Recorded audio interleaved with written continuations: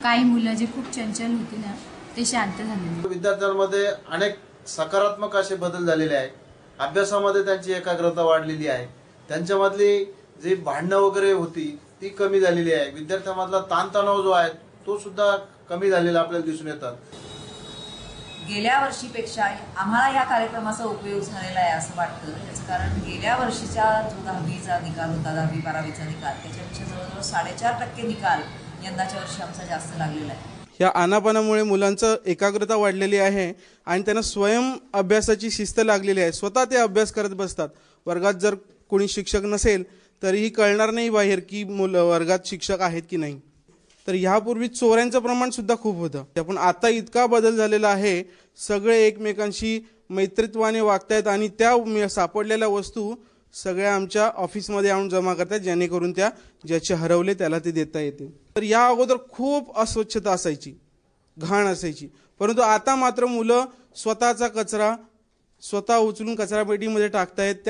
त्याचबरोबर आमच्या शाळेतील जी मुलं आहेत, पूर्वी एखादा कार्यक्रम असेल की भाषण करायला घाबरत होती, परंतु आता मात्र मुलांमध्ये या आनापानामुळे इतका आत्मविश्वास वाढलेला आहे की ते भाषण करण्यासाठी त्यांच्यामध्ये चढाओढ असते। त्या परीक्षेच्या वेळेस सुद्धा मुलं आली ना आतमध्ये की पेपर द्यायच्या आधी एक 10 मिनिटं आता आनापान घेत होतो, तर तोही मुलांना छान फायदा झाला की बाई आम्ही केलेला अभ्यास आम्हाला लगेच आठवला, आम्हाला छान उत्तरं पटपट लिहिता आली। म्हणजे पूर्वी आम्हाला खूप वेळ आठवायला लागत होतं, आता तसं काही होत नाहीये।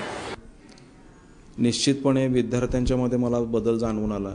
आमच्या इमारतीमध्ये किंवा विशेष करून प्रसाधनगृह जी असायची मुलांची, तिथं लेखनाचं प्रमाण होतं ते कमी झालं। तर मुलांच्यात आणि मुलींच्यामध्ये किंवा जो एज फॅक्टर येतो 9th आणि 10th मध्ये, तर तो ते मग अगदी मग चिडवणे असेल किंबहुना त्रास देणे असेल, तर हा प्रकार थांबला नव्हताच। 30 मिनिटाचा शिकवण्याचा जो कालावधी आहे तो मला 15 मिनिटाचा जरी कालावधी मिळाला तरी त्या 15 मिनिटाची 15 मिनिटं शिकवलेलं यांच्या चांगलं लक्षात राहायचं। कारण आनापानामुळे त्यांची एकाग्रता प्रचंड वाढल्याचं मला लक्षात येतं।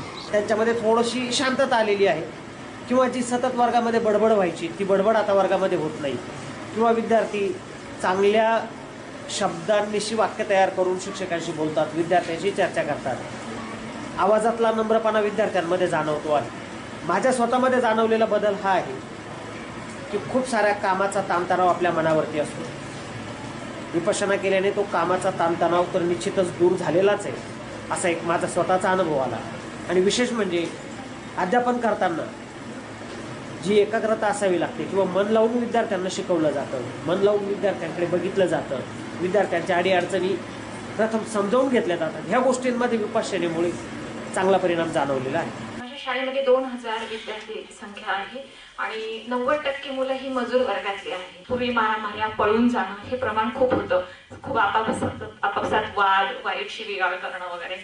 आणि शाळा सुटताना ते म्हणतात पूर्वी दप्तर घेऊन ती पळायला तयार असायची, कधी बेल होते 10 मिनिटं अगोदरच ते आवरून बसायचे आणि पळण्याच्या बेतात असायचे। आता तेच म्हणतात की मॅडम कधी सुरू करतात। त्यांना इतका रस आलाय, वाचलेलं त्यांच्या लक्षात राहतं, ते स्वतःच सांगतात। आणि विशेष म्हणजे जी पूर्वीची भांडणं संघर्ष होते ते आता मुलांमध्ये काहीच राहिलेलं नाहीये। सभी स्कूलों में नियमित आनापान हो